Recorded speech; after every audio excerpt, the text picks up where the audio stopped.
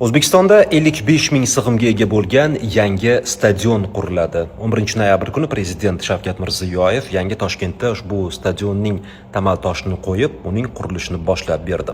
Ma'lumki, 2027-yilda 20 yoshgacha bo'lgan futbolchilar o'rtasidagi jahon chempionati O'zbekiston va Ozarbayjonda bo'lib o'tadi.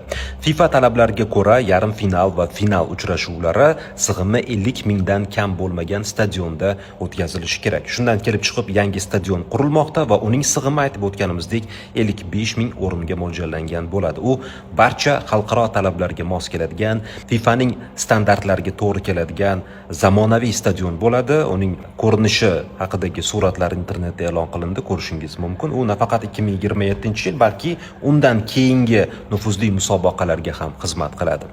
O'zi aslida rivojlanib borayotgan futbolimiz uchun bitta shunaqa katta stadion kerak edi.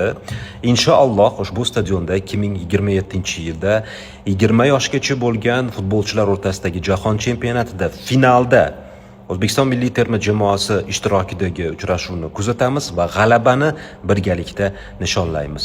Bu videoni barcha futbolsevar tanishlaringizga yuborib qo'ying.